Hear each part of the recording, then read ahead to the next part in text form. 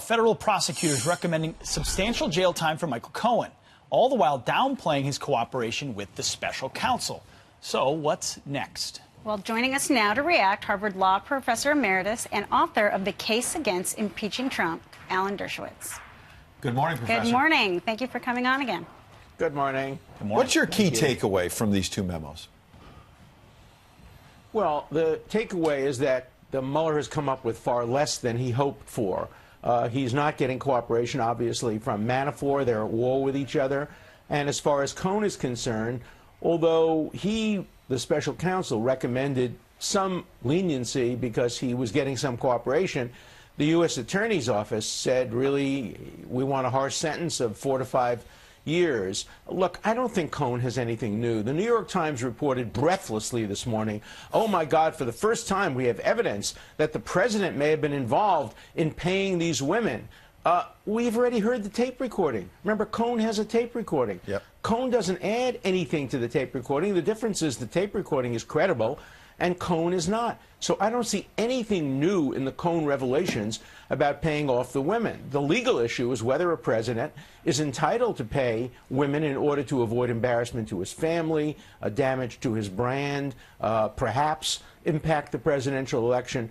Also, if he had to report these, the reporting period was after the election, so it wouldn't have any impact on the election anyway. So it's a very, very weak case that Cohen has provided. I suspect that may be the reason he's not getting much in terms of sentencing consideration. Professor, the White House is preparing for all this. In the military, we used to prepare for the most likely course of action and the most dangerous course of action. For the White House, what is the most likely and what's most dangerous?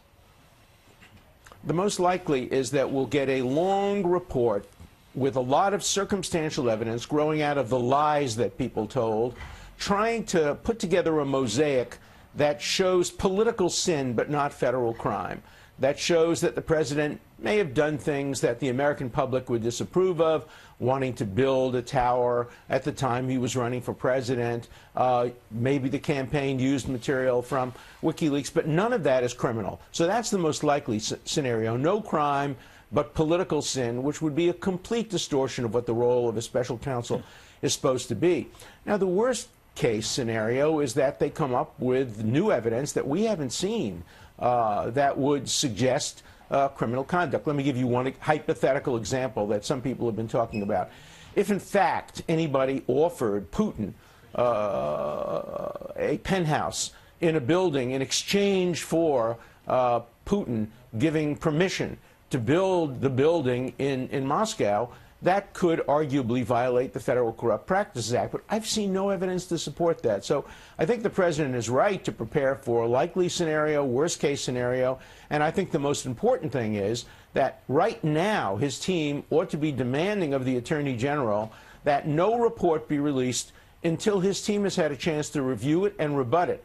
And then both reports, the report of Mueller and the report of the Trump defense team, be issued simultaneously so that the American public can judge. Remember, prosecutorial reports are one-sided. It's unfair to issue them without an opportunity to respond.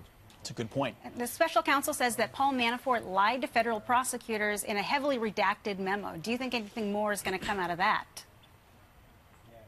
Well, redaction generally means that there's something that they're hiding from the public, but Manafort can't ever be used as a witness because he's lied so much. The same is true of Cohen.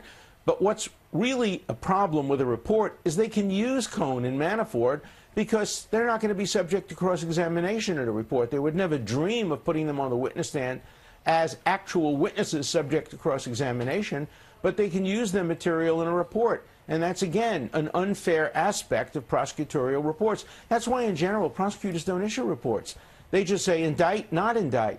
The problem with Comey is that he went beyond that with Hillary Clinton. And now with a report, we're going to see a prosecutor go beyond that with a report. All right. Professor, thanks for coming in. Thank you very much. Great stuff. Thank you, sir.